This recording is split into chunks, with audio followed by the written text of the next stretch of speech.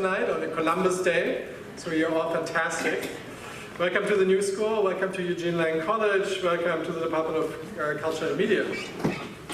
My name is Trevor Scholz, I'm an Associate Professor for Culture and Media here, and I also convene the Politics of Digital Culture conference series.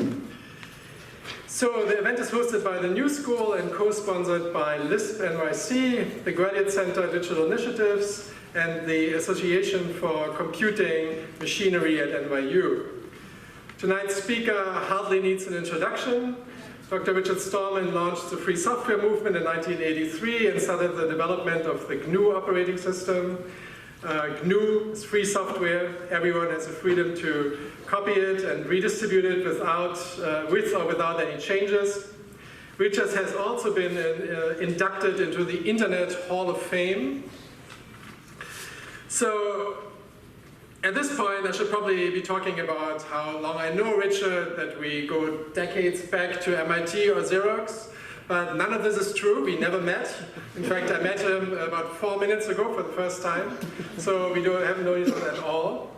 But I'm very grateful personally for his work, partially because I remember what it was like when I was graduating from college in the late 90s in London, where I witnessed the black and white dial-up internet, but was also surrounded by the most state-of-the-art software and hardware. And once I graduated, I lost all of that and couldn't even afford a word processing program, because only had access to proprietary software.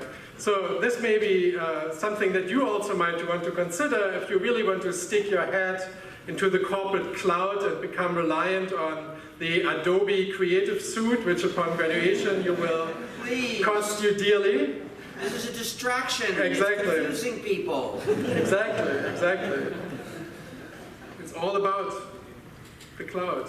There is no cloud, only other people's computers. It's actually on my page, exactly, that's what I was just about to say. So, all right, so let's not, without further ado, let's try to find any kind of quote or like a sentence from Richard Stallman sort of as a segue, and found this one, where he said, people said that I should accept the world, but bullshit, I don't accept the world. And so maybe that's a segue to Pierre, who will introduce Lisp NYC.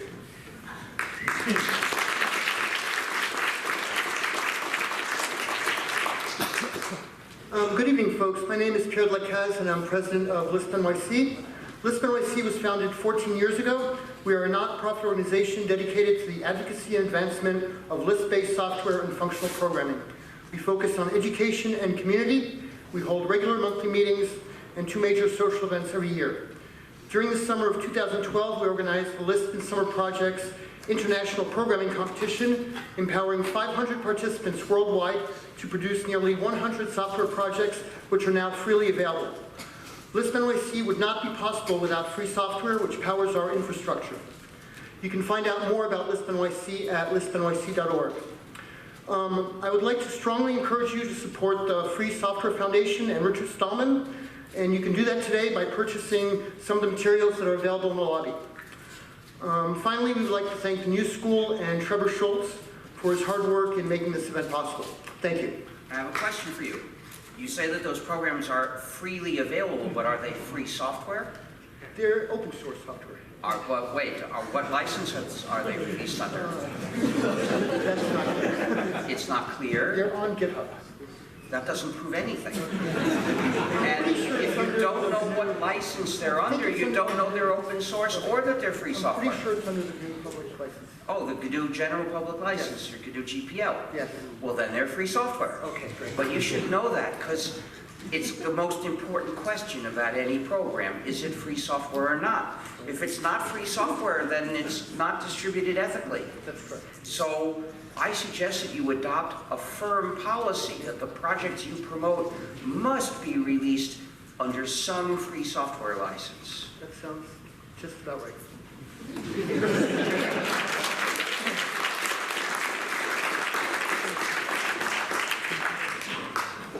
So, I now have slides to make the talk faster and clearer, but before I start it, I have some requests for you. First, if you take photos of me, please do not post them on Facebook, Instagram, or WhatsApp. That company is a monstrous surveillance engine. It does surveillance on its useds. It doesn't have users, it has useds. And it does surveillance on the rest of the internet too, through like buttons. And it uses face recognition to track people. So if you post a photo with somebody's face in it, in that company, you're helping that company track that person. I recommend you not do that to your friends, and please don't do that to me. Please also don't, if you take a photo with an eye thing, make sure that the iCloud feature is turned off so it won't send the photo immediately to an Apple server. And if you use an Android device, please make sure that the feature that automatically does a Google search with every photo you take is turned off, because if you did that, you'd be letting those companies track me, which is a bad way to treat someone. Second, if you make a recording and you want to distribute copies, please do so only in the formats that are favorable to free software, that is, the OGG formats or WebM. Please do not distribute in the MP formats because they're patented. Especially do not distribute in Flash, because Flash requires non-free software to watch. And to also avoid Windows Media Player, Real Player, and QuickTime. Please make sure that the distribution site, in its normal operation, lets users download a copy without running any non-free software. Now that might be JavaScript software in the page itself. That's one of the problems with YouTube. YouTube normally distributes WebM, which is a fine format to use, but it's set up so people can't see it unless they run the non-free software in the page. If you know how, you can bypass that with YouTube DL, but we've got to consider that most people would look at YouTube through the normal mechanism. So please don't put it there. And please put on the recording the Creative Commons No Derivatives license, because this is a presentation of a point of view. So, what is free software? First of all, it's free as in freedom. It's libre, not gratis. It's not a question of price at all. So in the introduction, talking about price was actually a distraction from the issue. In the free software movement, we're not concerned with whether you pay to get a copy of a program. It's okay if you get it gratis, it's okay if you pay for one. The issue is, once you've got a copy, does it respect your freedom or does it take your freedom away? That's what makes the program ethical or unethical. Well, what is a program and what's a computer? A computer is a conceptually simple, universal machine. It only knows how to get the next instruction and execute it and then repeat over and over. Get the next instruction and execute it. The instructions come from a program. So depending on what program it's running, the computer could do anything at all. Well, almost anything. There are some things it can't do. So who gives the instructions to your computer? You might think it's you, when really it's someone else. You might think your computer is obeying you, when really it's obeying someone else first and you second. With any program, there are two possibilities. Either the users control the program or the program controls the users. It's always one or the other. When the users control the program, that's free software. What is freedom? Freedom is having control of your own life, having control of the activities you do in your life. So if you do the activity by using a program, you need to have control over what that program does. So when the users control the program, that program respects their freedom. In order for the users to control the program, they need the 4 essential freedoms. Freedom 0 is a freedom to run the program as you wish for any purpose. Freedom 1 is the freedom to study how the program works and change it so it does your activities the way you wish. For that to be practical, not just theoretical, you need the source code of the program. Here you can see some source code. It's sort of like math together with text. And if you understand programming, you can see what that does. You can tell what the program would do, and you can see how to change it. There's an executable program. It's a bunch of 1s and 0s. Even for an expert to figure out what that program does is difficult. So in order for freedom 1 to be real and practical, not merely theoretical, users have to have the source code. Now, these 2 freedoms give each user separately control over the program. So I can change my copies and you can change your copies. Here we see one user who's decided to change her copies and 3 other users who are using the program without changing it. Each one of them has freedom separately to change the program. This separate control is essential but not enough, because a lot of users don't know how to program. Most people don't know how to program. In fact, they do other things. There are a lot of things in the world to do. At least so far. So, if all people get is separate control, that's not enough. We need collective control too, which is the freedom to work with others, to change the program, to participate in a group with others that want to collaborate with you. Here we see a group of 3 users that are working together to change the program to do what they want. 2 of them are actually changing the program. I guess they're programmers. And then there's a 3rd who's not actually changing the program. Maybe he doesn't know how to program. But together they decide what changes to make.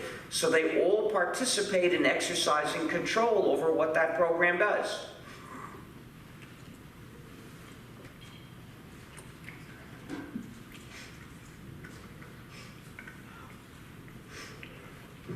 This is how non-programmers can participate in exercising control over their software and their computing. Not everybody has to be in the group. You know, the people who work together are those that choose to work together. Here we see 2 other users of the same program who are not participating in that group. Maybe they don't want to. Maybe those 3 don't want to work with them. Maybe they're just interested in doing different things and have no interests in common. Who knows? But they're all free to work together when they want to with whoever wants to work with them. Collective control requires 2 more essential freedoms. Freedom 2 is the freedom to make exact copies and then give or sell them to others when you wish. And freedom 3 is to make copies of your modified versions and give or sell them to others when you wish. One particular part of these freedoms, one subcase of them, is sharing. Sharing is when you non-commercially redistribute copies to others. Sharing is an essential part of the bonds of society. Therefore, people must be free to share copies of any published work. Any attempt to stop or forbid people from sharing copies is an attack on social solidarity, an attack on society. Laws which forbid sharing are directly unjust. We must get rid of those.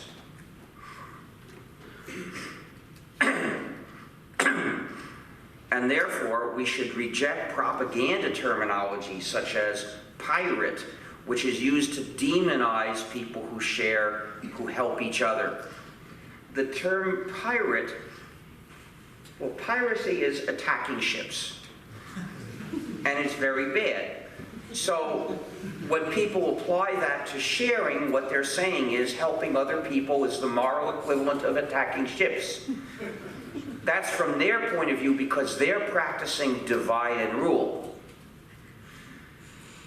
So let's not give any support to their evil cause. Let's not repeat that propaganda term. Let's refuse to refer to sharing as, quote, piracy, unquote. When people ask me what I think of piracy, I say attacking ships is very bad. Let's send the Navy. And when people ask me what I think of movie piracy, I say I liked the first Pirates of the Caribbean.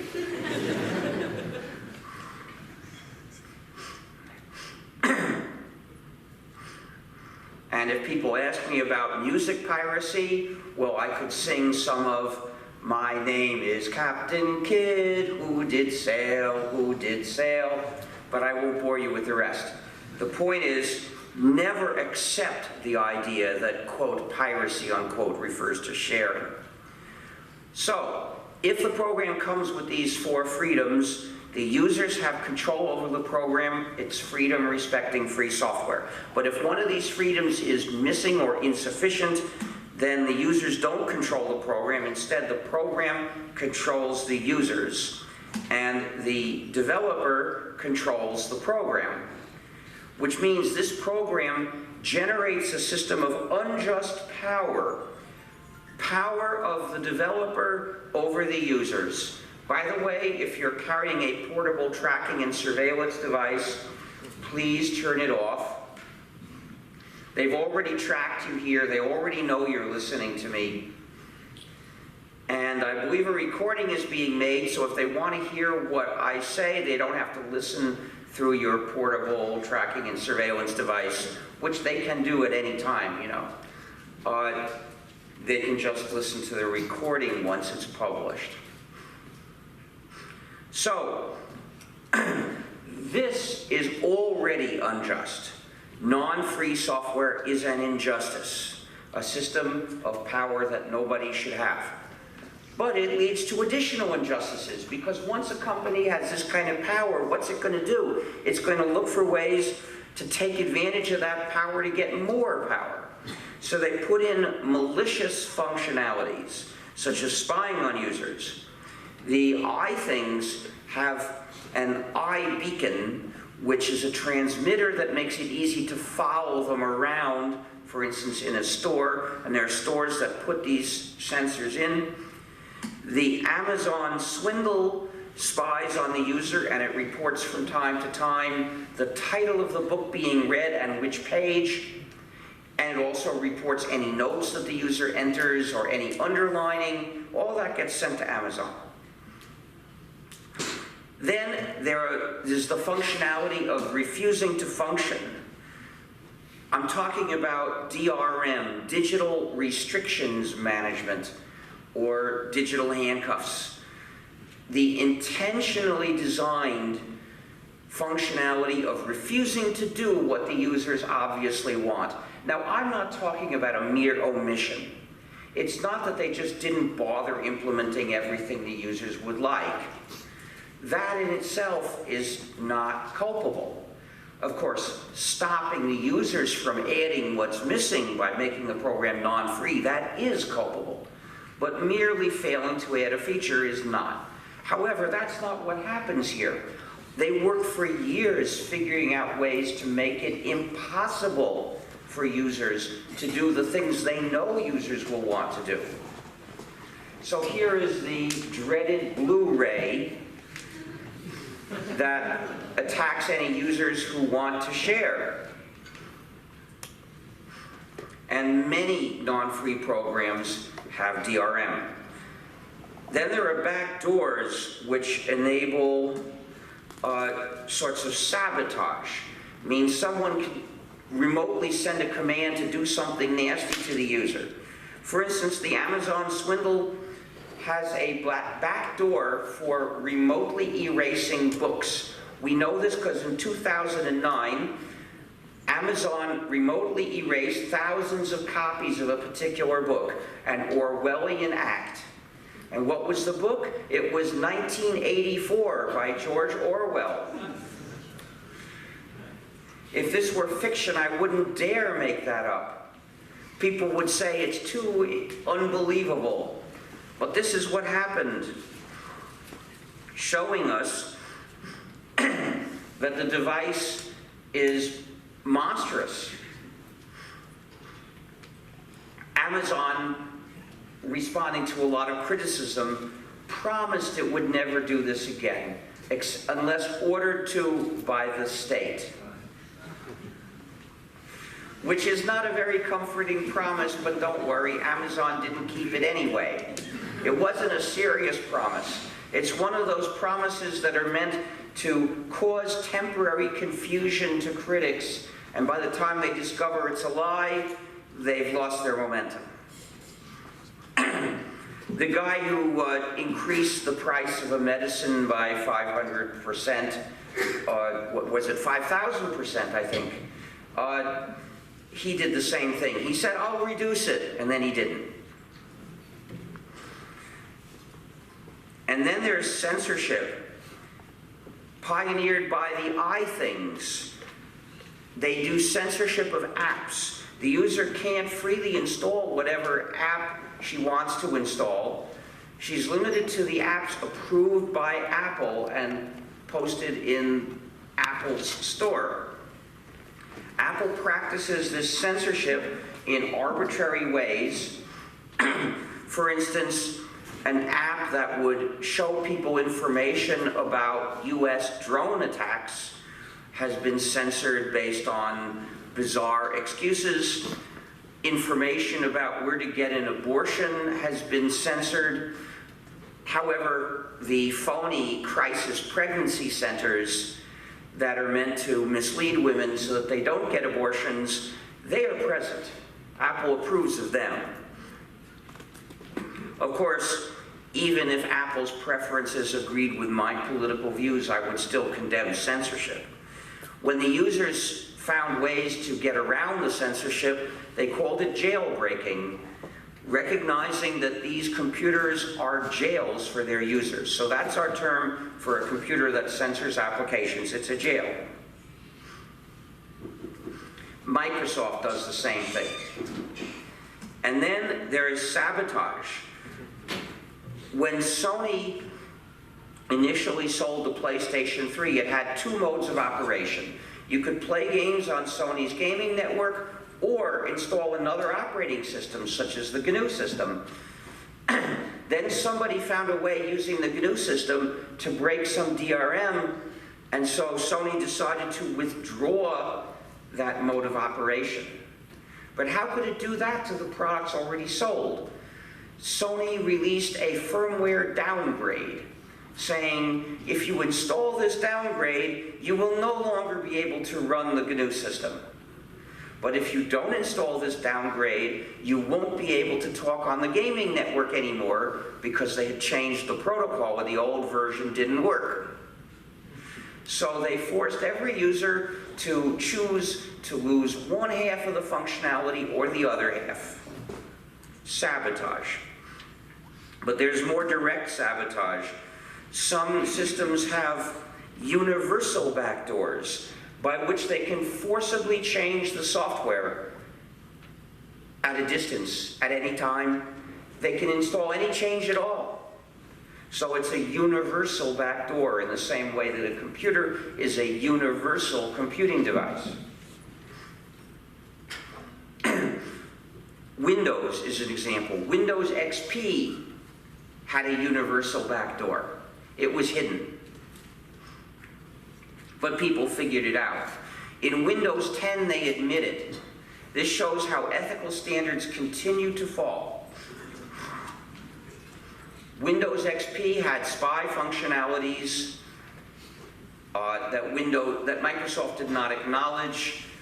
Windows 10, they say you agree that they can look at any file on the system at any time through their universal spying facilities, and that they can impose any change whenever they want. So the universal backdoor is the ultimate in malware, because it means they can do any nasty thing to the user at any time. Any malicious functionality that is not in Windows today could be remotely installed tomorrow.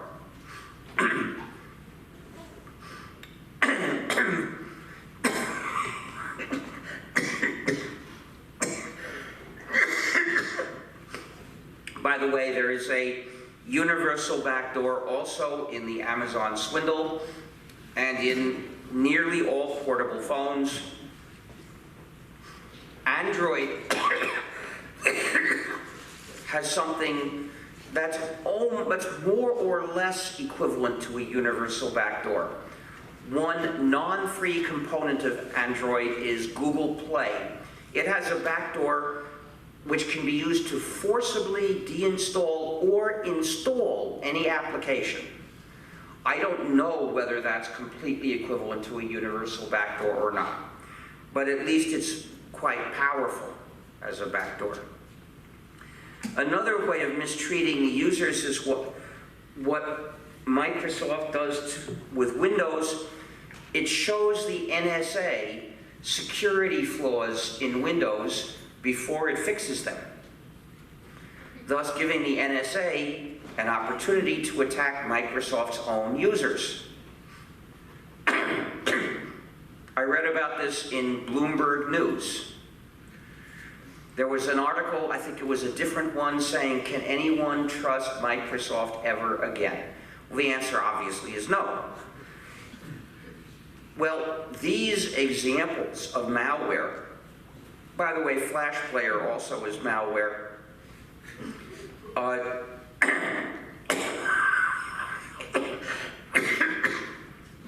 They are so widely used that basically, if you're a user of proprietary software, you're almost certainly a victim of proprietary malware. Why do they do it? Well, it's not that they're sadists. They profit from mistreating users. Now, I won't claim that every proprietary program is malware. Most of them I have no knowledge about. It's not easy to find out whether a given proprietary program is malware or not. Some kinds of malicious functionalities are visible. Digital handcuffs are visible. Censorship is visible. The others, you can't tell if, well, you may find out somehow that they're there, but you can never prove they're not. So with any proprietary program, there are two possibilities. Either we know it's malware, or we just don't know. But there's no way to establish that it's not malware, which means the only way to trust it is with blind faith. Proprietary software does computing for suckers. And they have no shame about this either. They have conferences where they present their latest methods of mistreating users.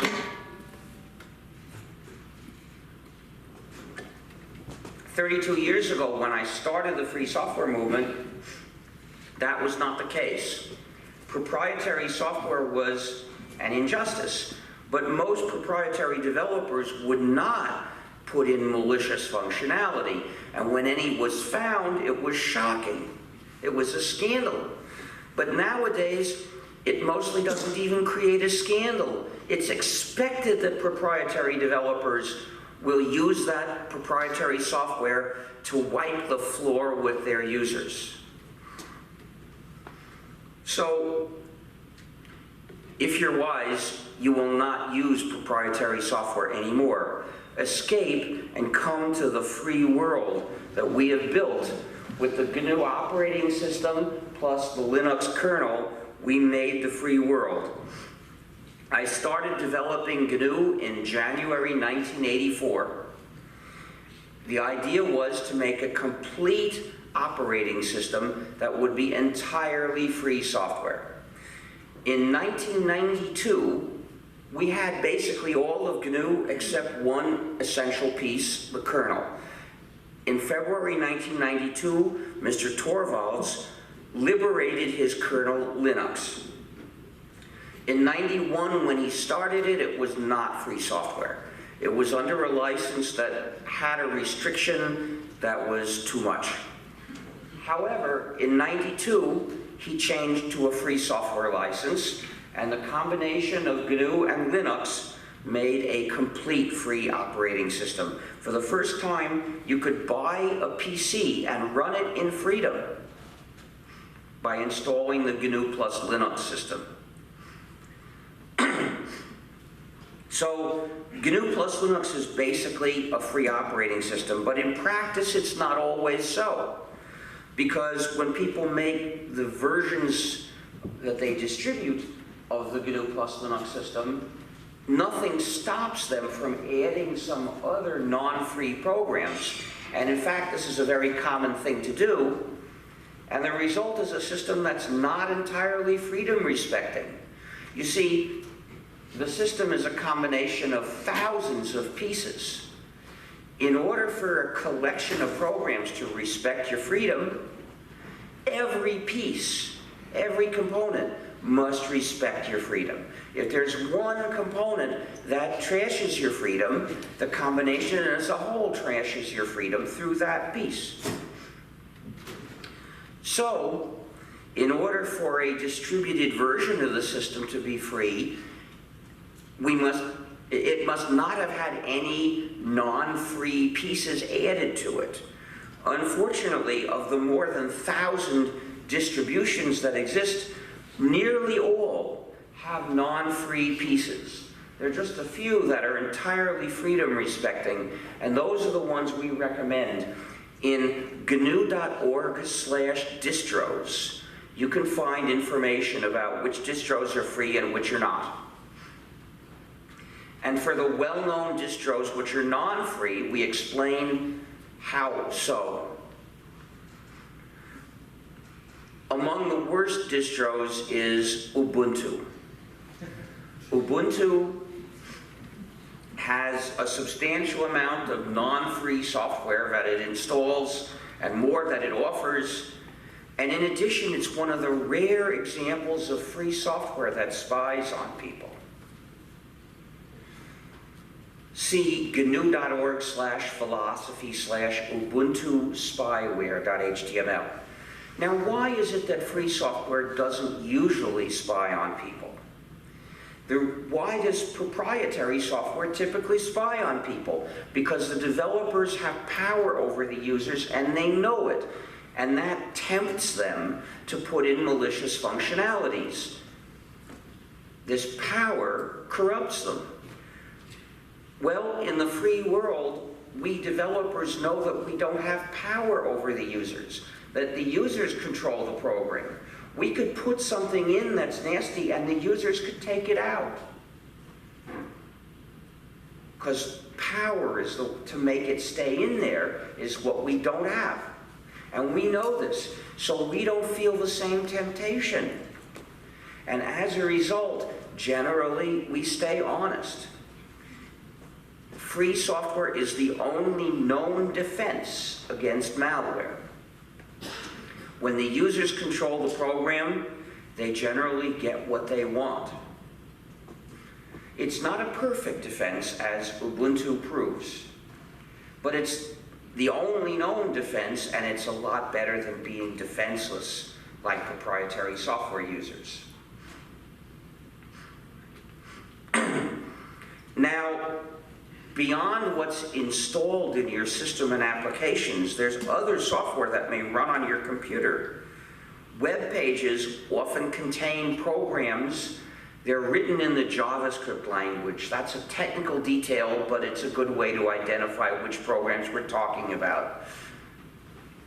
So, as you browse the web, sites may send these JavaScript programs to your browser, and then they run on your computer, and the browser doesn't even tell you. These programs can be free or non-free, just like any other program. Most of them are non-free. Now, I didn't want to run those non-free programs or any non-free programs on my computer. So for a while, I just kept JavaScript turned off. But now we have something called Libre.js. It's a program that analyzes all the JavaScript code in the web pages that tries to get into your browser to see if it's either trivial or free. And in those cases, it allows that JavaScript code to run. But if a program is non-trivial and non-free, Libre.js blocks it and warns you. And it does one other thing. It searches heuristically through the site for how to send complaints to the webmasters so that you can quickly and easily complain and say, I can't use your site because you have non-free JavaScript code. Please free your JavaScript code or make the site work without it. Otherwise, goodbye. It's very important to complain in this way. You don't have to go into the details because it will put those details in the message for you. So you can complain very quickly. There's one other way to lose control of your computing, and that is if you entrust it to somebody else's server. Actually, I just remembered there's one other point I should mention about JavaScript. Please raise your hand if you write JavaScript code. I'm looking for people to solve a problem. Some New York subway stations have Wi-Fi networks, which I can't connect to because the portal requires running non-free JavaScript code. I'm looking for somebody who wants to study that JavaScript code and see how it works and figure out a way to bypass it and post that, and then I'll be able to connect in the subway station. And so will other people be able to connect without running their non-free JavaScript code. Even better, once that step is done, someone could write a free extension for Firefox to do the same job as that JavaScript code, and since it will be free software, it'll solve the problem. Instead of running their non-free JavaScript code, you'll run this extension. Might also be written in JavaScript, but that's not a problem as long as it's free software. So this way, people will be able to use those Wi-Fi networks without running non-free software, and it will work smoothly for everyone. So please work on this if you want to make a difference. It's a fairly easy job compared with many other things that need doing. And it's something that those of you who are in that field have the skills for. So, back to service as a software substitute. That's when you entrust your own computing activity to somebody else's server. So you lose control over it. You don't control what that server is going to do. The server operator controls it. So this is another way to lose control over your computing activity. The old way is do it with a non-free program. So you have the non-free program in your computer, but you don't control what it does, so you don't control your computing. With service as a software substitute, you don't even have the copy of the program that's doing your computing. It's a copy belonging to somebody else in his computer, so of course you have no control over it. Even if it's a free program, it's not your copy. If you have a copy of a free program, you have control over it, but this copy's not yours. So even if the server's doing your computing with a free program, you still don't control that computing. The server operator could change that copy. You can't. So for control of your computing, you must reject SAS. So SAS is equivalent to running a non-free program in its effects, because you don't control the computing it does. But it's actually worse, because in order to use SAS, the user has to send all the pertinent data to the server. Now, as I explained, many non-free programs send the data they operate on to somebody's server because they're spyware. Well, with SAS, the mechanism is different. The user explicitly sends the data, but it's the same result. The server has the user's data and will probably show it to Big Brother. So, SAS is effectively equivalent to spyware, but it's worse. As I explained, many non-free programs have a universal backdoor that allows the developer to remotely impose software changes and thus change how the user's computing gets done without asking the user for permission to change it. Well, with SAS, the server operator, of course, can install different software in the server, and he should be free to do so. It's his computer. But this leads to bad consequences because that computer is doing somebody else's computing, not his computing. And so when he changes that software, he changes how all those users' computing gets done without asking them for permission to change it. So SAS, by the structure of how it works, is equivalent to running a non-free program which spies on the user and has a universal backdoor. It's the equivalent of malware, so don't use it. So we want to be free, but we have to cross some obstacles.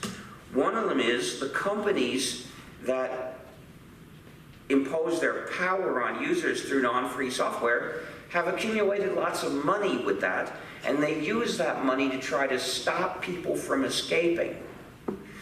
They do it through lobbying. They do it through essentially corrupting governments that were thinking of moving to free software. You know, if you pay a politician, that's a crime. But if you pay the state, that's not a crime. These companies can easily buy the state. And it's not a crime. They don't have to hide it. Legally, it's not considered corruption, but in practice, it is. For instance, they say, adopt this law we want, and we'll spend $1 million a year running a research center in your country or your state. Many governments will cheerfully change their policies in exchange for that.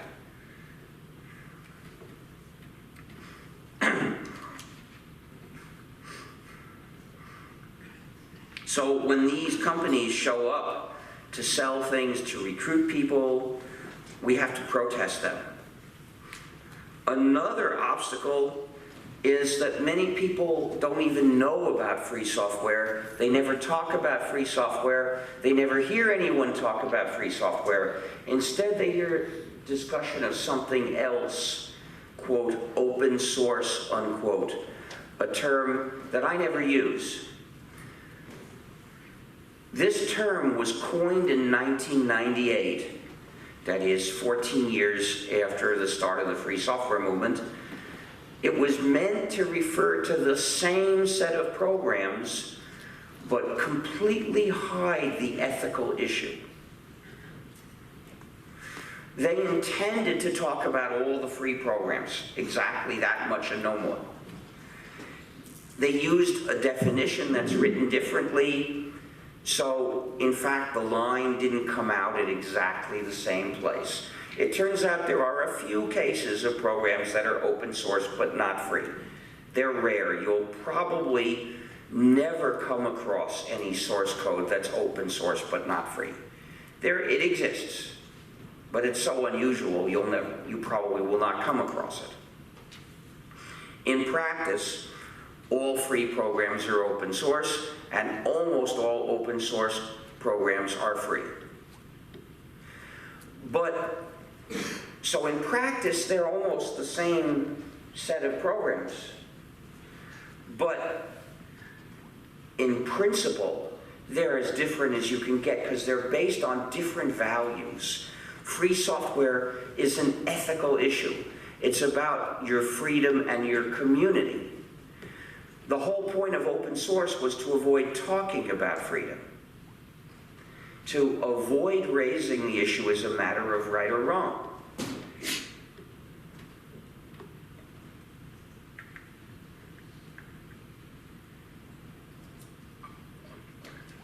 So where we say, if you develop a program and distribute it, it's your moral duty to respect the user's freedom to change and redistribute the program.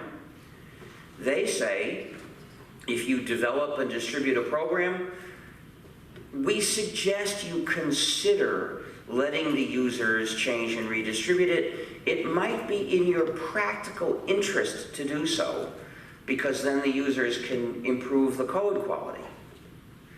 So we say that developers have a moral obligation to respect the freedom of the users of their code. And that's what open source wants to forget. They do not wish to question that the moral legitimacy of proprietary software. That's too radical for them. They wanted to appeal to executives, so they decided to hush up anything executives might not like. And they didn't end up appealing to very many executives, but they sure succeeded in getting a lot of people to forget about the issue of right and wrong. So that's why I do not advocate or promote open source. I mostly don't go to activities that use the term open source, because whatever I'm doing, I wanted to promote the idea of free software as well. Where you stand is up to you, but if you agree with me, I hope you'll do the same as I do and insist on saying free software, not open source. Now, there's a lot of confusion about this point, about what constitutes free software and what constitutes open source. A program is free software if it's released under a free software license. There are many different free software licenses. The most commonly used one is the GNU General Public License. But that's not the only free software license. There are many more. The GNU GPL is a copyleft license. That means it has a particular condition, a requirement, saying if you redistribute copies, either exact or modified or extended, your copies must carry the same license. They must be distributed under the same terms. You must make the source code available. In other words, you must pass along to others the same freedom you got from us. We use copyleft because we want to make sure all users of the code get the freedom we aim to give them. But there are other free software licenses which don't do copyleft. Like there are two different BSD licenses. If somebody says the BSD license, he's confused because he's failing to say which one. And then there are other lax, permissive, pushover licenses. And then there are some that are sort of semi-copyleft. For more details, look at gnu.org/licenses/licenselist.html. You'll see dozens of free software licenses listed there and dozens of other licenses which are non-free, and it says why.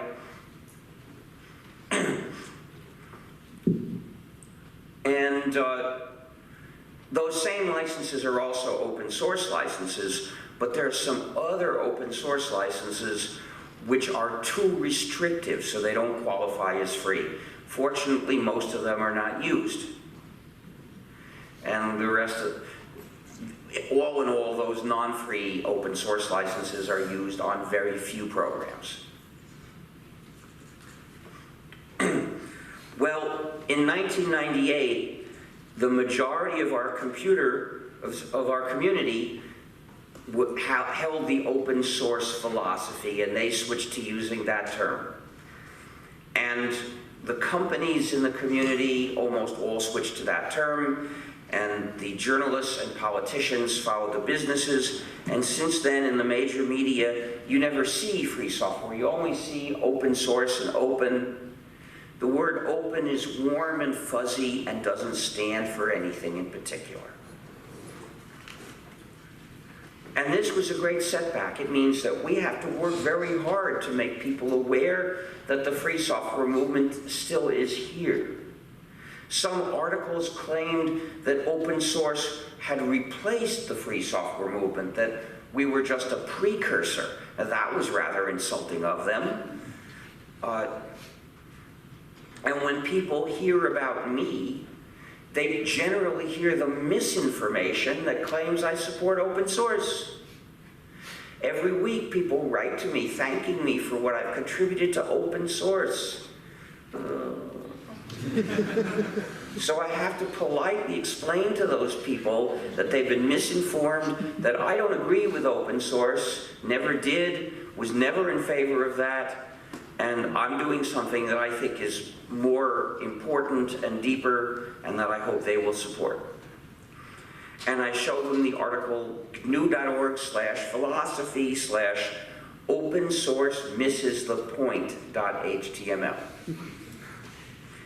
I've even seen articles that called me the father of open source. So I send a letter to the editor saying, if I'm the father of open source, it was conceived through artificial insemination using stolen sperm without my knowledge or consent. Then I explain the ideas and name of the free software movement, which were missing from the article, obviously, so that the readers of that periodical will see them. And that's the real point of the letter, but I like starting with a joke.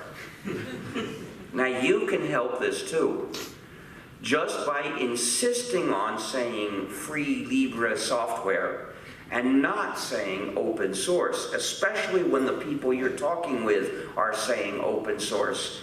You can help spread awareness of the free software movement. We need this help very much.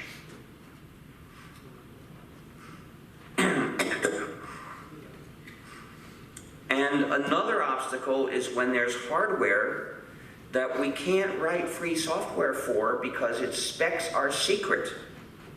Very often, the manufacturer will sell you the product and refuse to tell you how to use it. They say, here's a non-free program to control the hardware. Run it and shut up. Well, obviously, we shouldn't run it. So what do we need to do? We need reverse engineering. We need to figure out the specs of that product, figure out how to run it. We need to figure out what the commands are to make it do things and write that down. And then that will show someone else how to write a free program to run that hardware. We have lots of people who can do that, but the reverse engineering is the hard job. If you want to make a big technical contribution to the free world, do reverse engineering. And schools that teach technical fields should have courses in reverse engineering. It's a very important field, and I'm told that there is that the people are in great demand. So it's a lucrative career as well. But above all, schools should teach free software. They should teach free software in the sense that when they have the students use a program, it better be free. But in addition, the school should teach students why they have that policy. They should teach students the civics of free software. And every class should have a rule against distributing non-free software there, because distributing or teaching how to use it, because giving kids proprietary software is like giving them tobacco. getting them hooked, making them dependent.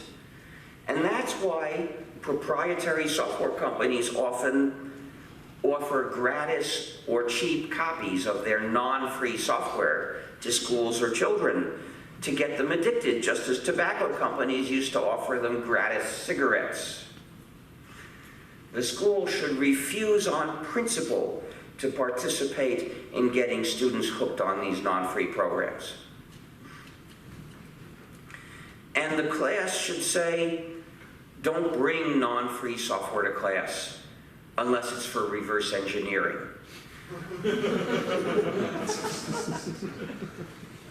Every class should have the following rule for the sake of moral education. Students, if you bring software to class, you may not keep it for yourself. You must share it with the rest of the class, including the source code in case someone here wants to learn, because this class is a place where we share our knowledge. Therefore, it's not permitted to bring proprietary software to class unless it's for reverse engineering. The school, to set a good example, must follow its own rule. It must bring only free software to class with source code and share copies with everyone in the class that wants them, except for the exercises for reverse engineering practice. But there's another reason, and that is for the sake of education. You see, every program embodies knowledge. If it's proprietary, that knowledge is secret. It's withheld from the students. If it's free software, the program offers its knowledge to the students. So the free program supports education, and the non-free program is the enemy of education.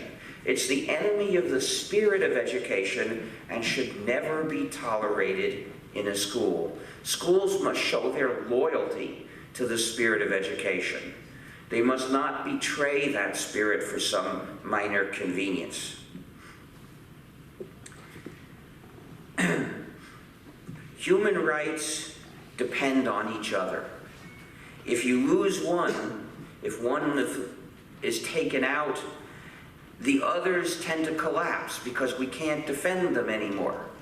Now that we use software for so many important activities, free software, control over our computing, is one of the human rights that we need in order to defend the other human rights. We must insist on it. And we must look at any non-free program as a temptation for us to surrender our human rights. Sometimes defending your freedom requires a sacrifice. I've met people who said, oh, I'll be happy to switch to free software when you provide me a free program that does absolutely everything this non-free program does equally, easily, and I won't lose the tiniest little bit. What that person is saying is that for him, freedom is worth exactly zero. Of course, those people will lose their freedom.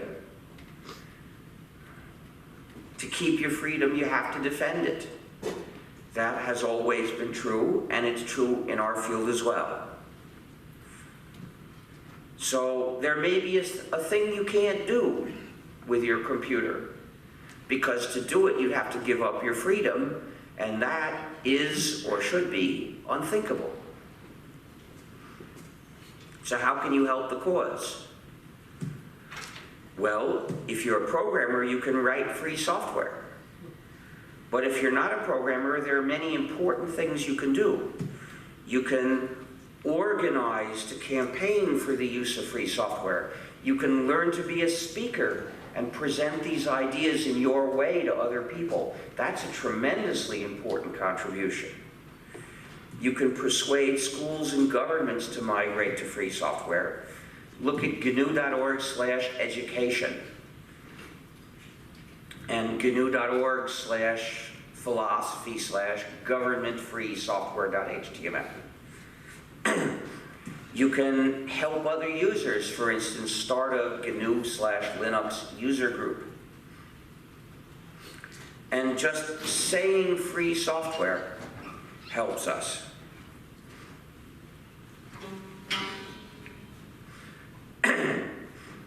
So, at this point, I'd like to mention a little more about where to get more information.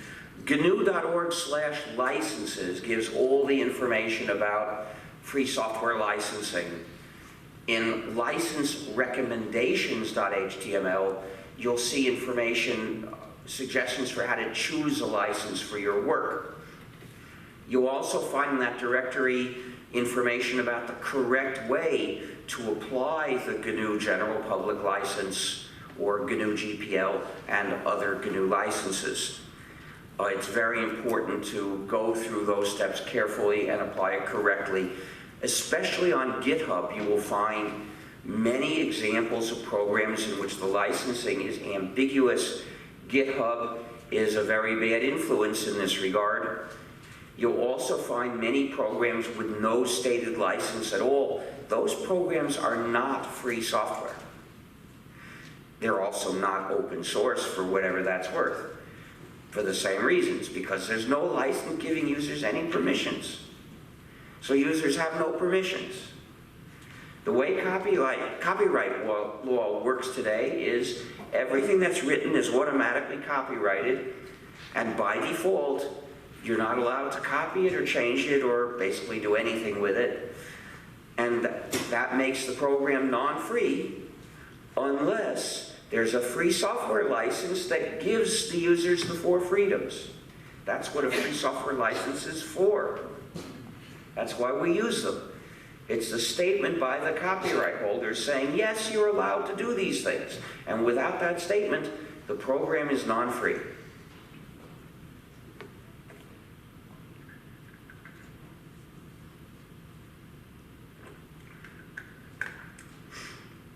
gnu.org/distros gives the information about which distros are free and the widely used ones that are non-free.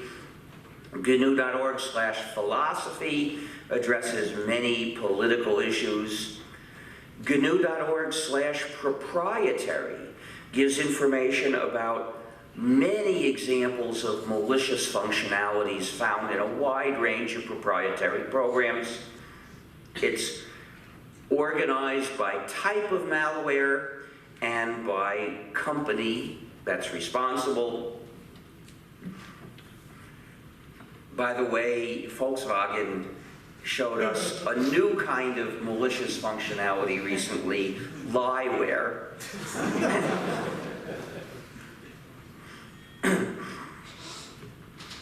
So now that example is in there along with the spying Barbie doll and the spying TVs and all the other nasty things.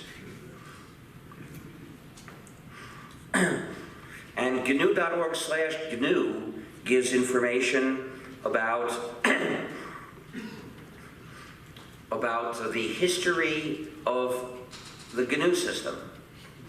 By the way, the name GNU is a recursive acronym. It stands for GNU's Not Unix.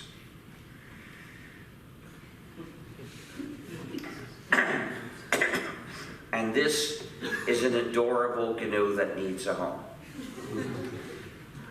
So we also have the site fsf.org for the Free Software Foundation. Every month we send out a mailing. If you'd like to receive the mailing, you can write your email address down on the paper outside. You can join the Free Software Foundation. That's our main source of funds, is members' dues. So please do join.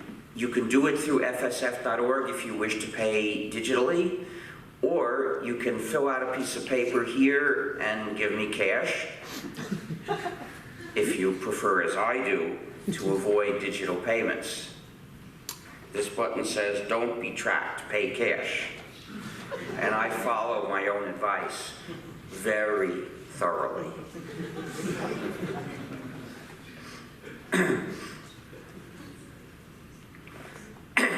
So now it's time to present my other identity.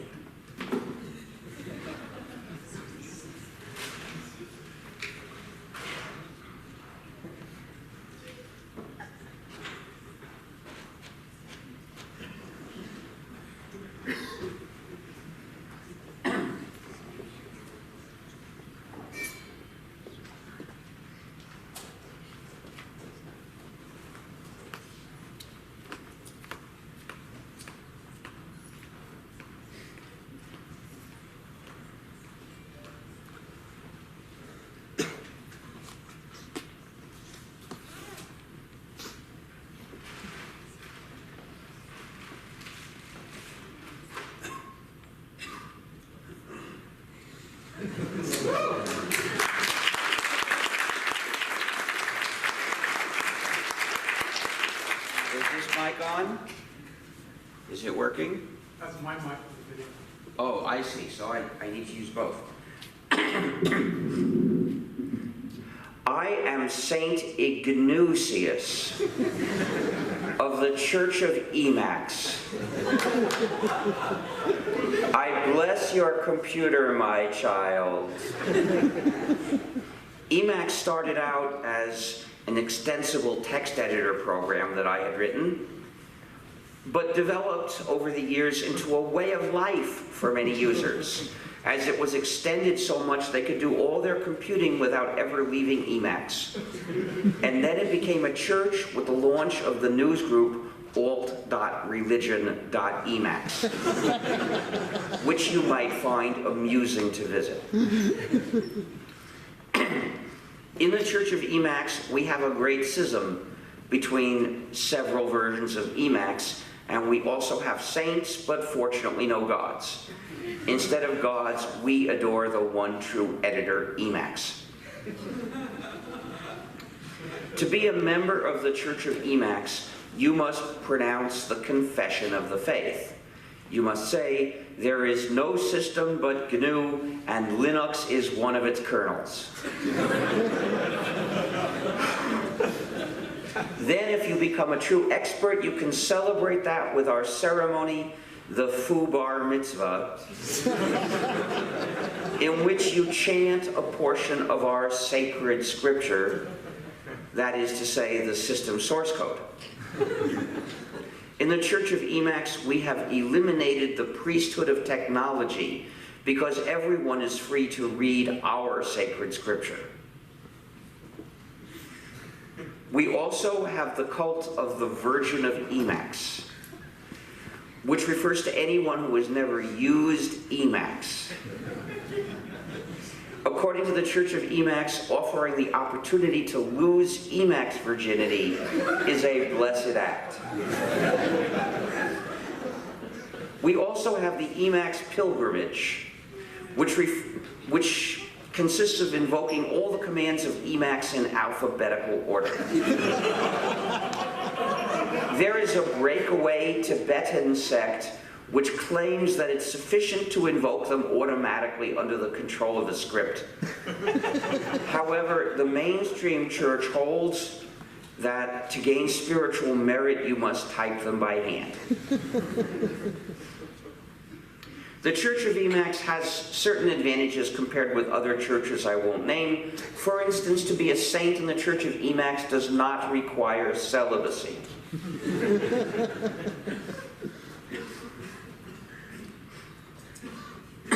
However, it does require living a life of moral purity. You must exorcise the evil proprietary operating systems that have possessed computers under your control or set up for your regular use, and install a wholly free operating system. And then use and install only free software with and on the system. By the way, I hope you noticed that wholly free system, in wholly free system, the word holy can be spelled in more than one way. If you make this vow and you live by it, then you too will be a saint, and you'll have the right to wear a halo, if you can find one, because they don't make them anymore.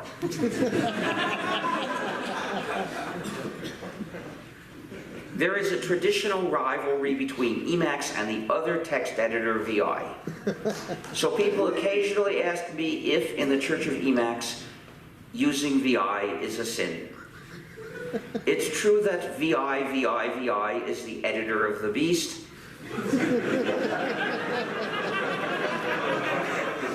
But using a free implementation of VI is not a sin, it's a penance. Last year I went to China, and I was shocked that some VI users proposed getting together to attack me. What can I say? Apparently, violence begins with VI.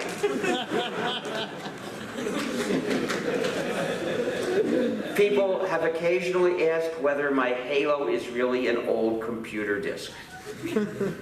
This is no computer disk, this is my Halo.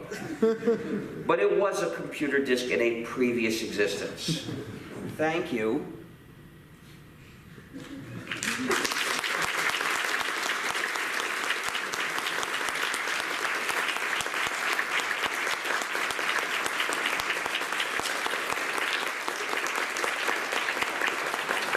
Now it's time for the auction.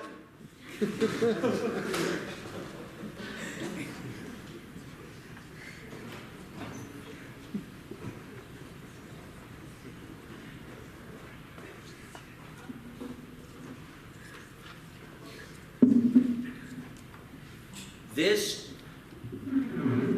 is an adorable GNU that needs a home, so I'm going to auction it for the benefit of the Free Software Foundation. If you buy it, I can sign the card for you. If you have a penguin at home, you need to get a GNU for your penguin, because as we all know, a penguin can't hardly function without a GNU.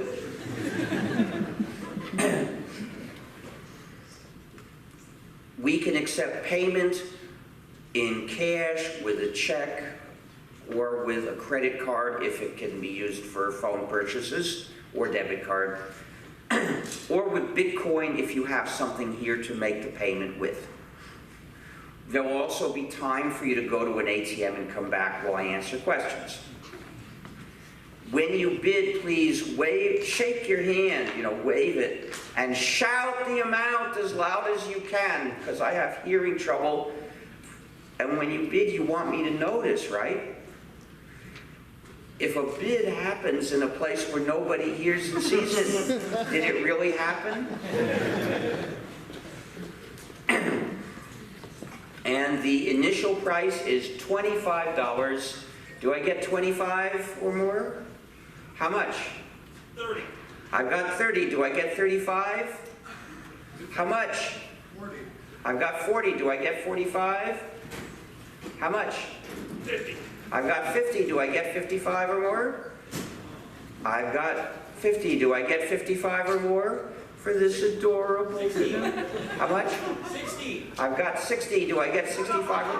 How much? There's a question over here. Is it tax deductible? No, because it's a purchase. 70. I've got 70. Do I get 75 or more for this adorable GNU?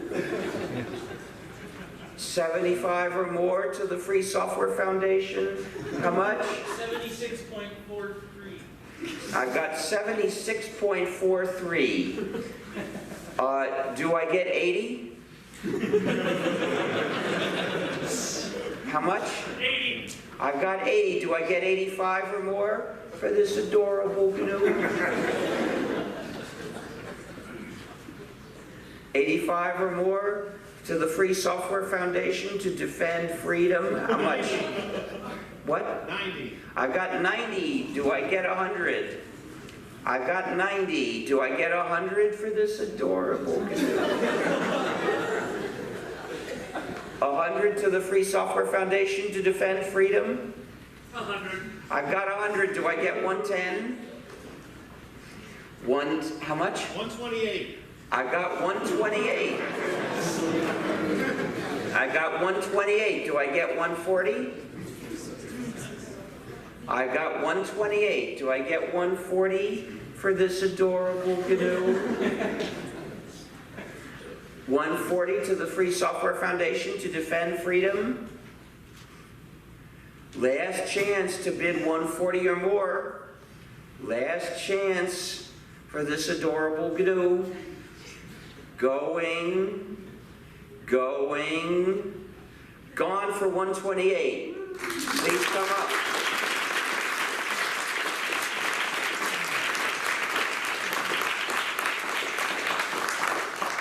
So how would you wish to pay? I have a credit card, or I could. Okay.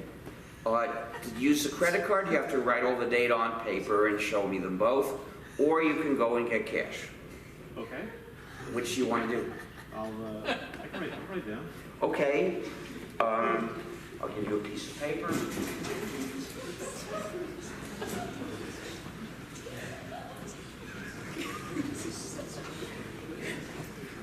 I have one more GNU. Would the man over there like to get it?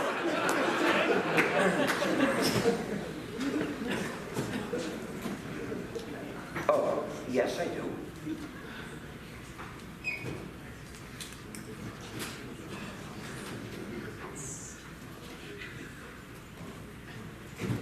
And also, I'd like a phone number or email address. So now it's time for questions. I still have hearing problems. I'd like people to come here and make a queue and ask the questions at this microphone. But even using the microphone, you have to speak loud. And please do visit the table outside where we are selling. And could those who were manning the table please go back to it? I hope you will support us. The books and shirts and buttons there are much cheaper than the GNU turned out to be.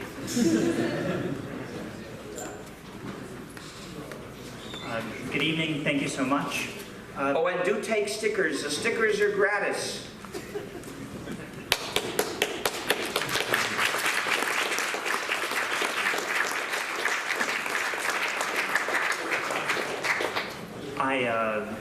I very much enjoyed your talk, and I wanted to ask you something about SAS and your comments on SAS.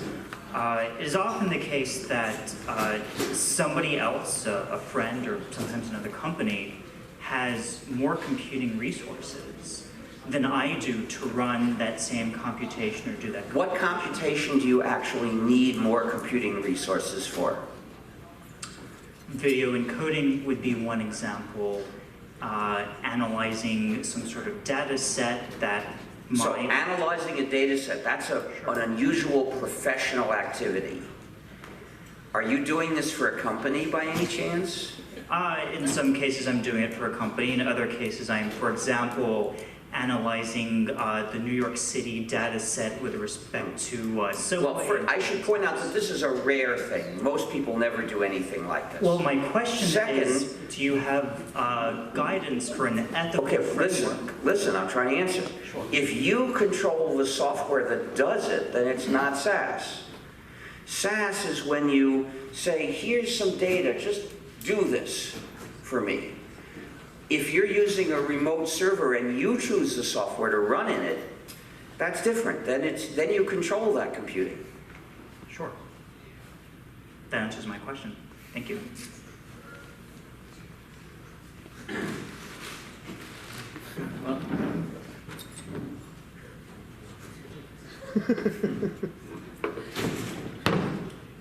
I'm going to see if I can sit down and still get heard through this microphone.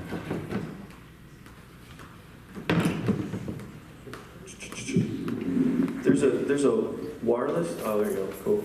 This should work. I have more or less the same question. Is it either a sin or a penance to provide or use software on a remote server that itself is not free software, or using data that is itself not? Sorry. I heard the beginning and then I started to cough. Sorry. On a remote server, and after that, what? That you don't control. Is there a sin or a penance to use software you don't control on a remote server, so software as a service? Well, if you're doing your own computing, then you shouldn't do it that way. On the other hand, there are other scenarios. Maybe you're helping the computing of whoever has that computer. Suppose you're editing Wikipedia. You're not doing your own computing. You're doing Wikipedia's computing on Wikipedia's computer, so it's all proper. Okay. What if I want to be tracked and pay not by cash, for instance? And Sorry, you want to be tracked? Well, or I'm ready to pay the price of being tracked for the convenience of paying something remotely without cash. That's a different issue. That's the surveillance issue. Now, we all have a duty to fight against surveillance because otherwise we'll have no choice. So, for instance, I've been trying to convince a city councilman that the city should require all car ride services to offer an anonymous call and payment system. And I think we need more people pushing for that. There are many disgusting things about Goober. I call it Goober because it pays drivers peanuts. But the worst thing about Goober is that it tracks people and requires them to run non-free software. For those reasons, for either of those reasons, I would never be a user of Goober. But I'm afraid that there may be no taxis. We should demand that Goober respect anonymity, as well as demanding that it pay drivers a decent wage. Thank you for being here, and I enjoyed your talk too. So Elon Musk talked recently about artificial intelligence and being worrisome about government control and just, essentially like a Terminator-like future with AI. What's your thoughts on that? Well, I see that danger, but I can't see the future. So I don't know whether we can have AI and avoid that danger. And I think nobody does. Right? One can only guess. The thing about superhuman intelligence is that we can't predict what it will do. And we couldn't tell what it was doing even if we were watching it. I wrote a story in which there's a superhuman intelligence. There are lots of them. In the story, I paid a company to make a sweetheart for me. And the sweetheart was an AI that was, in fact, a superhuman intelligence.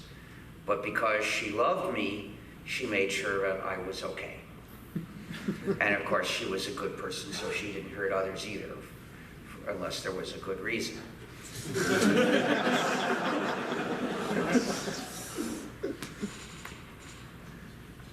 Thanks for coming. My question is, do you think it's viable or possible to have a truly free smartphone? And if not, then what needs to change about it? It's theoretically viable. It's not possible, and unfortunately, it's illegal. And given that the phone system can track the phones regardless of their cooperation, there's only one way I can see that phones could be made safe in terms of surveillance. The idea is to put a one-way pager in the phone. And someone who wants to contact you pages you first. You get the page even though the radio of your phone is turned off. At that point, when you see who's trying to contact you, you can decide when and whether to turn your phone on to talk with that person, or to talk with that person in some other way. So you could decide to wait until you're in a place where you don't mind your locations being known, or you could decide to ignore it because it's not important enough and you're in a place that you really don't want to be tracked. So that way, it could be safe. You touched briefly in your talk on the idea of open source versus free software. And I've noticed historically that there are certain kind of fair weather friends of free software who have used free software when it was technically superior and not used it when it didn't provide functionality that they wanted. I would rather say, because after all, they're the ones who lose freedom when they use non-free software. So I wouldn't describe this as fair weather friends. It's not for our sake that they should want freedom, it's for their sake. Right. So I would say that those are people who don't value freedom, don't value their own freedom. And so they choose based on convenience alone, and I would say that's foolish. I agree. But adding on top of that, so those users don't necessarily value their own freedom, but we can value that for them. And is there a way that we can create, like, if there was a way that we could create free software that was able to bring those people back, where do you think the priorities would be for that? Well, there are several priorities. We need better software for CAD. We need better speech generation software. We need dictation software.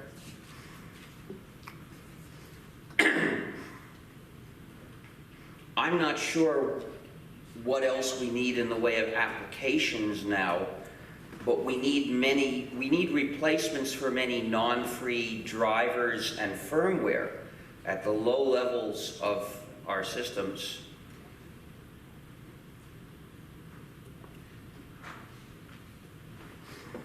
Hi, I have a two-part question. I'm going to try to be concise. The first thing is, do you think that if all software development had been free from the beginning, technology would have advanced at the speed and complexity that it has? I have no idea, but I don't think it matters. Here's why. Because freedom is more important than technical progress. Well, that's kind of the second part to my question is, given that technology can pose substantial benefit to human quality of life and especially help people who are in extreme poverty, I think it's demonstrably true that proprietary software has grown faster and more efficiently and been distributed wider. I won't use the proprietary software, so I wish it didn't exist. So my question is, isn't freedom or privacy, are those not like luxuries on top of other things? Absolutely not. Freedom is materials? absolutely essential. Nobody is so poor that she doesn't need freedom. It's a mistake to surrender our freedom to and let someone subjugate us for some kind of practical benefit.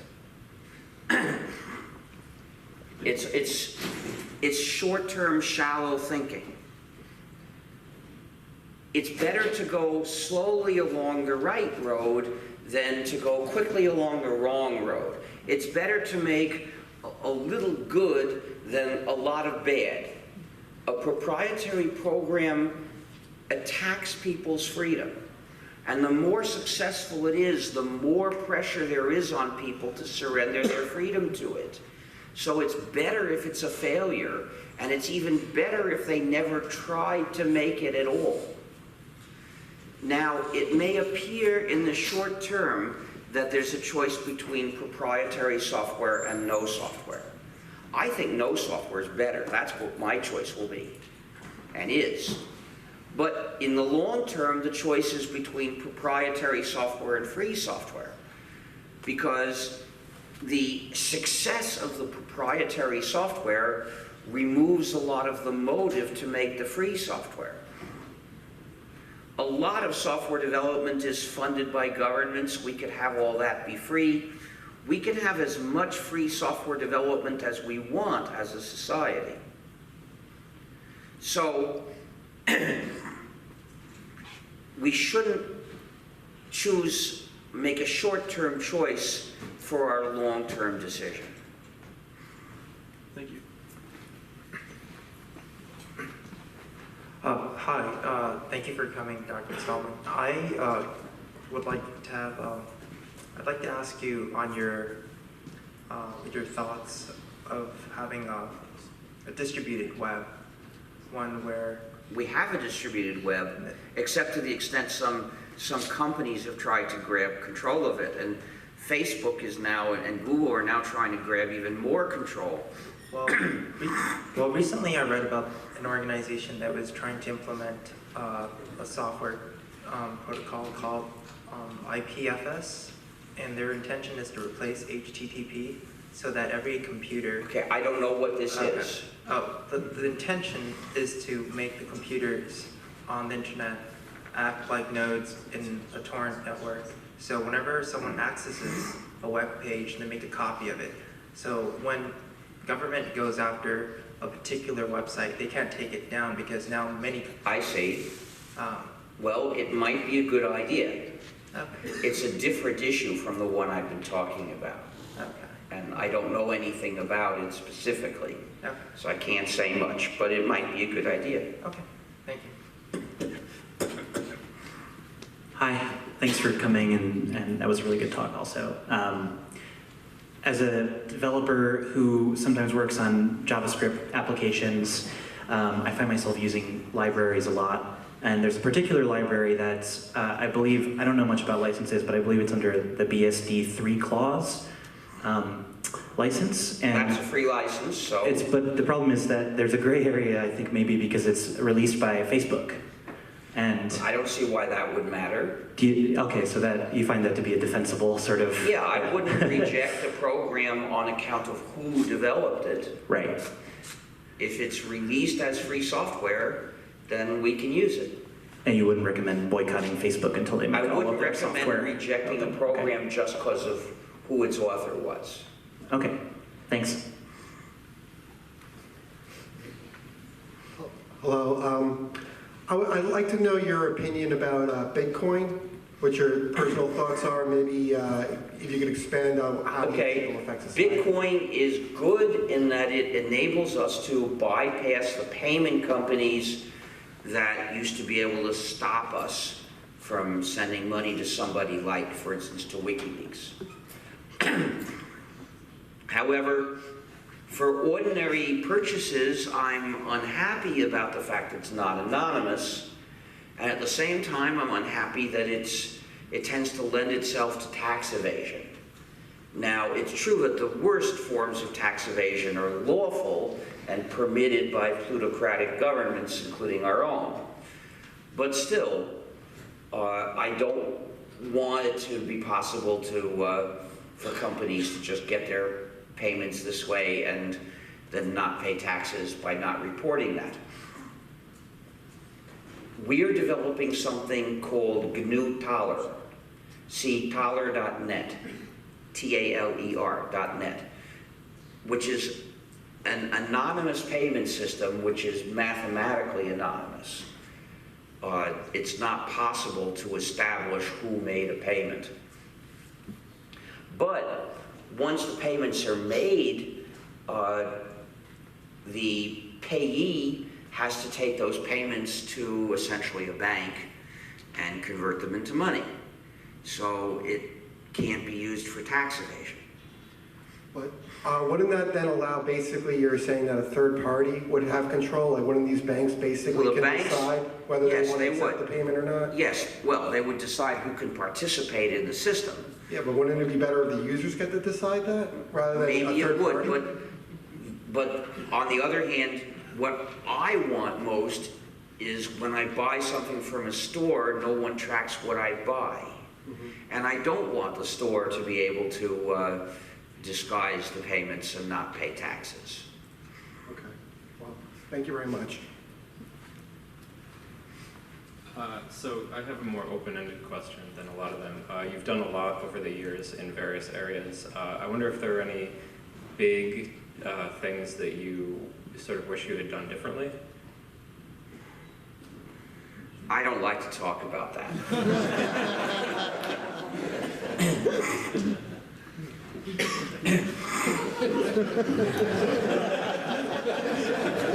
I have two questions.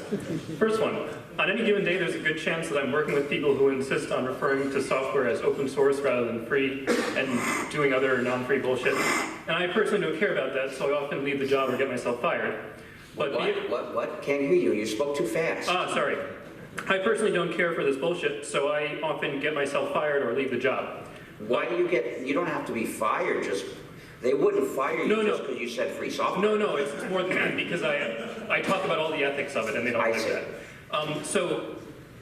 Beyond leaving the job... What system is running in this smack? It is very unfortunate. I got this from work. Oh. Well, that's more important. Wait, no. This is a specific situation, but I'm asking about the broader thing. Beyond leaving a job, where people are so into their non-free ways, what can I do for them? Well, there's no magical recipe for changing people's views. Okay. So you give it a try, and sometimes you'll get them to start thinking differently, and sometimes they'll ignore you, and then you gotta let it drop. Nagging won't be very effective. Okay. But I would suggest that the more important than what they talk about is what they make you do. So I wouldn't work in a place where they made me run SmackOS. But I might work in a place where they talked about open source if what I were doing were free software. And it probably would. Of course, why wouldn't it be? If they had me work on an open source project, that would almost certainly be a free software project. The thing is, because what's missing from the idea of open source is the idea that non-free software is wrong, often those that talk about open source develop lots of programs that are not open source, and they're not free software either. Or they use lots of those and they make their free programs work with the non-free ones. Yeah. It's because the idea that non-free software is something bad that you should kick out is what they reject. So I guess it would depend on the facts. You know, if a place talked about open source but they were willing to hire me to write a free program and they didn't stop me from saying it's free software, I might still work for them. Okay. The second question. Clearly, all software should be free, regardless of whether I'm releasing the software. Well, if you don't release it, it is free. Well, no, it's in a possible. trivial way, Oh, it's sorry. automatically free. Okay, the situation I'm just thinking is, it might make sense for me to provide software to one client where the software is hard-coded to use private information from the client. In this case, the client... Well, you should release it to that client as free Correct. software, but the client doesn't... Exactly. Remember, the 4 freedoms are optional, exactly. they're not mandatory. But in this software might be components that I could release to the general public. They're not necessary for the overall project, but they might be some totally irrelevant. And So it would be good to release it would be good to those. release them. Is there any? Yeah. But it's possible that maybe I'll accidentally do something. Or is there any complicated ethical consideration? You just make sure the client understands what's specifically for that client and what's general purpose. Okay. I got commissions to write code that I was going to release. In fact, that's what the client wanted me to do. I was getting paid to make improvements in GNU programs with the explicit understanding that I was going to release that code after. So if there's they understand that they're going to get whatever they ask for, and then it's going to use a lot of free software underneath. Yeah. But let's say they might not be clear that I'm going to write Make it clear. Okay. Make it clear. Tell them, right? That's the Okay. solution for this kind of problem. Okay. Just tell the client what you're going to do. Thanks. Hi, I have a simple request. I would just like you to sign this book. I can't hear Sorry, you. What? I have a simple request. I would just like for you to sign this book. I'm going to sign books after the questions. Perfect. Hello. My question is about voluntary, I want to say like voluntary tracking or voluntary giving up of information. Like in several open source projects that I know. Are they free software projects? I'm actually not sure. It depends upon whether or not this is ethical. But, Well, actually, no, that's a separate question.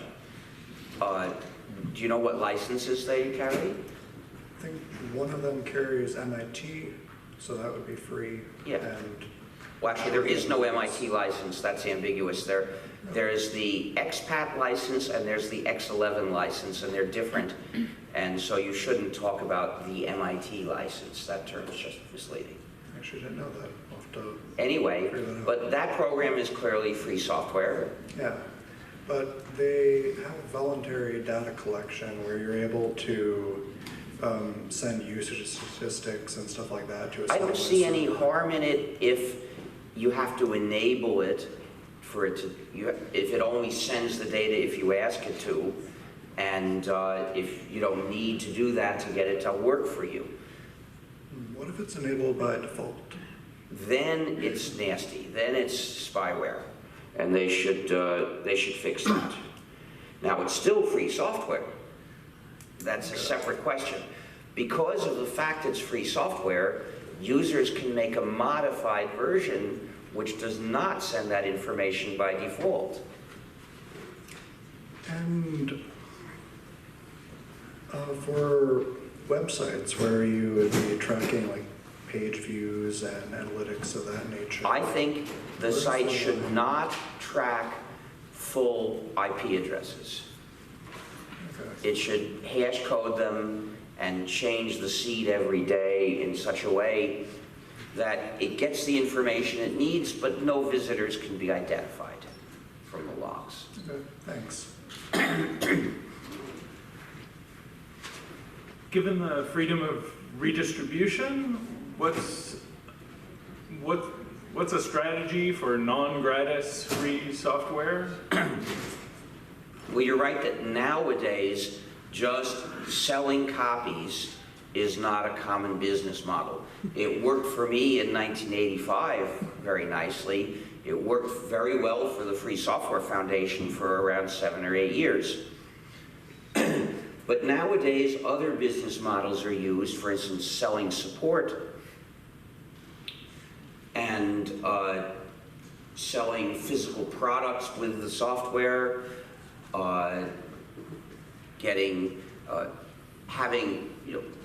selling the extension of the program to clients that want solutions made for their specific needs. Crowdfunding. Crowdfunding works very well. And also selling exceptions. If the program is normally released under the GNU GPL, then that doesn't permit including the code in a non-free program. So the developer can sell permission to a particular developer to include that same code in a non-free program, and that's called selling exceptions. Thank you. I was actually going to ask about, I guess more about your views on companies that will release software to certain people under a proprietary license and to other people under a free software license. Well, if they're releasing it under a free software license, that's ethical.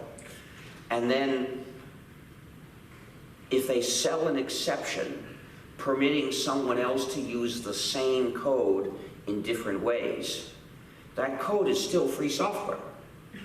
In fact, they could go even further than that and release all that code under a pushover license. And everyone agrees that's free software. We're not going to say they're doing anything wrong if they did that. It might not be the best way to defend freedom, in my view, but it's not wrong. Well, that permits everybody to put that code into proprietary programs. So if they only sell certain individuals or certain companies that permission to use that code in proprietary programs, that's less than what they would permit by releasing it under, say, one of the pushover licenses. So that's not wrong either. What about the case where the different versions that are released under proprietary license? Oh, if there are different versions, then some of the software is proprietary. Right, thank you. And that's wrong. Look at gnu.org/philosophy/sellingexceptions.html.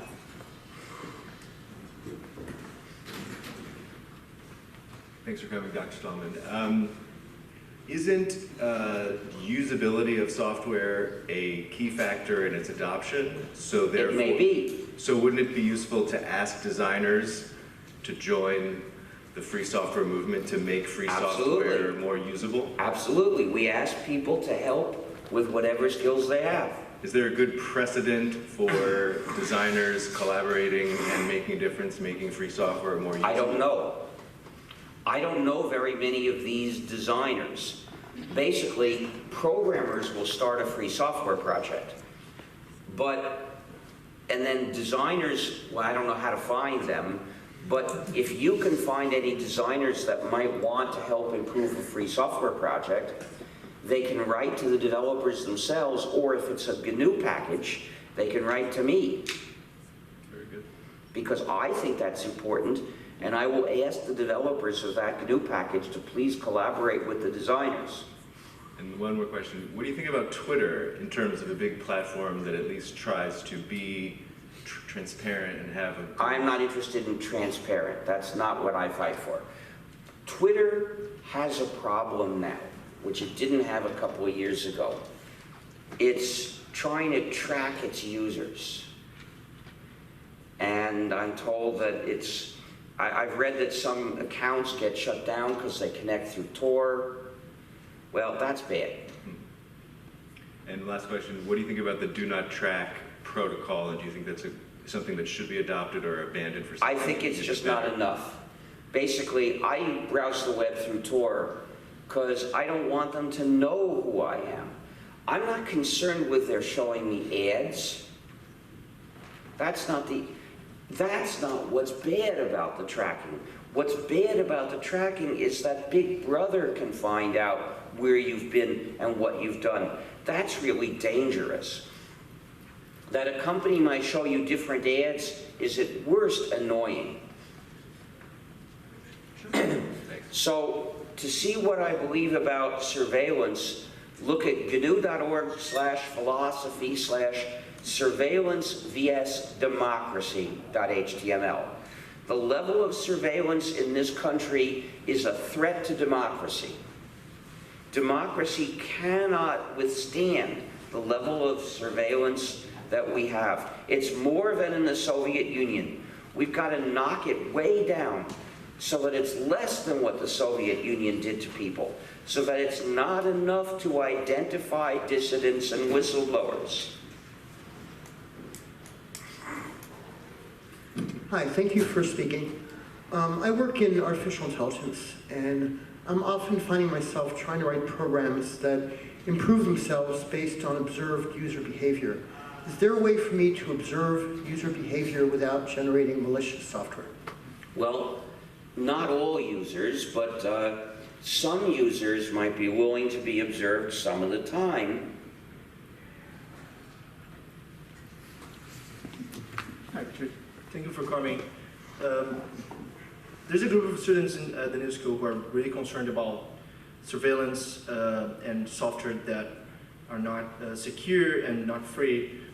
And I have a rather mundane question for you, actually.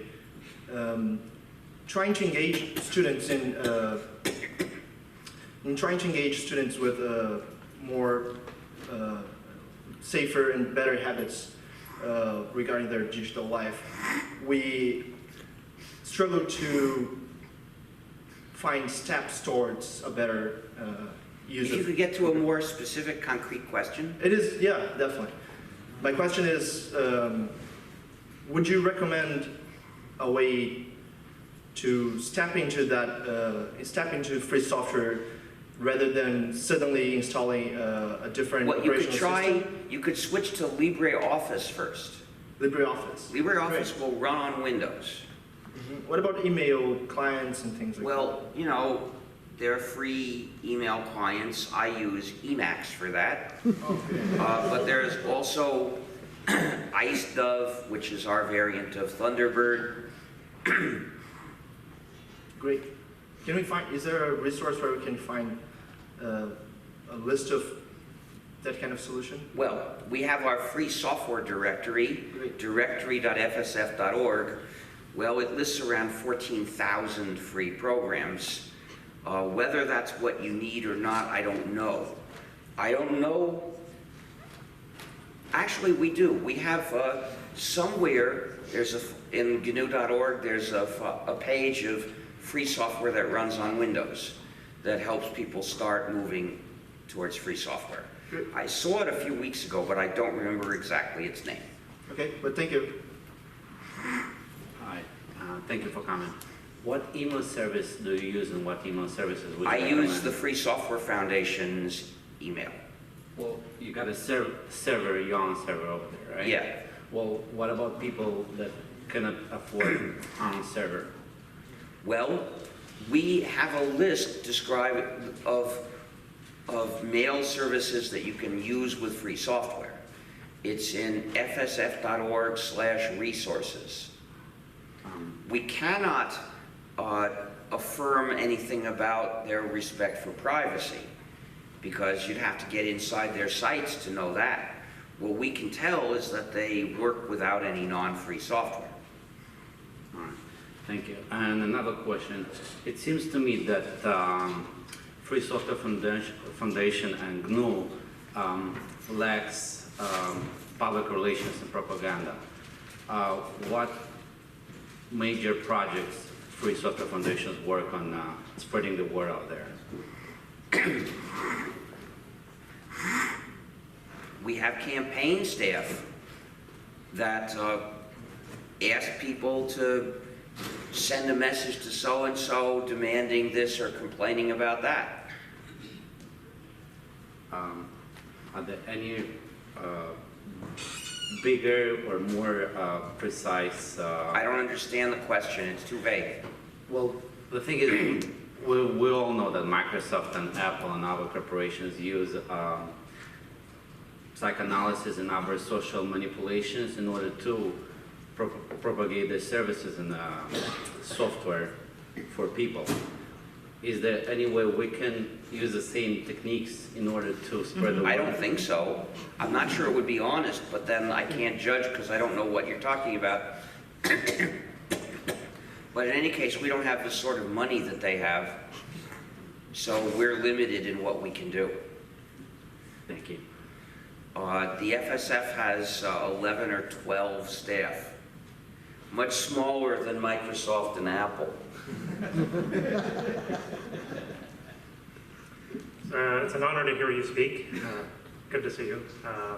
I guess what I'm curious about is if you consider the microcontroller in your wireless mic and the firmware running there, what are the ethical considerations for both the creators of such? If it's not meant to be changed, you can treat it as a circuit.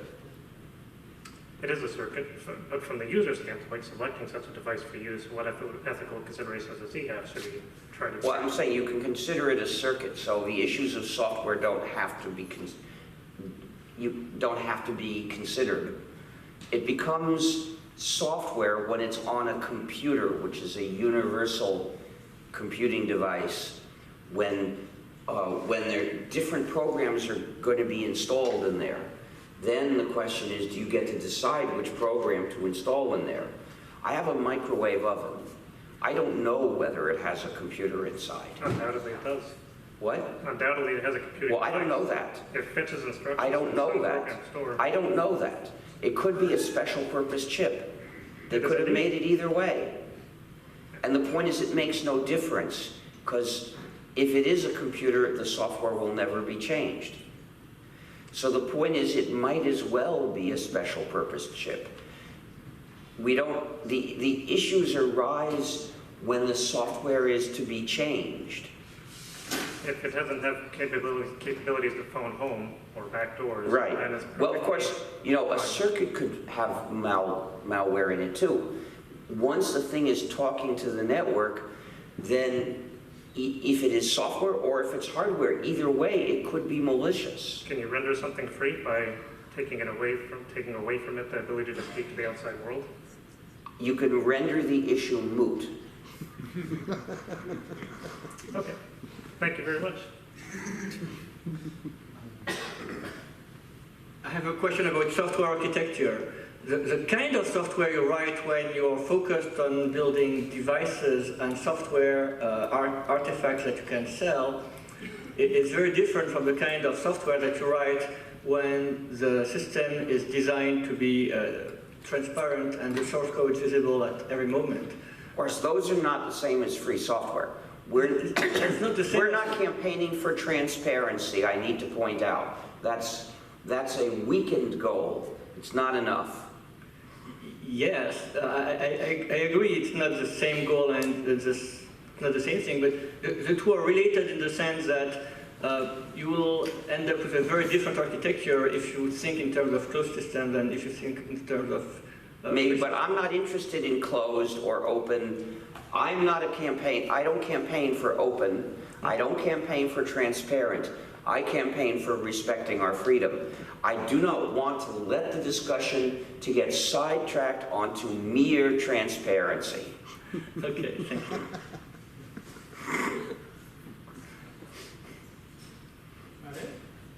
I guess we're done. Goody.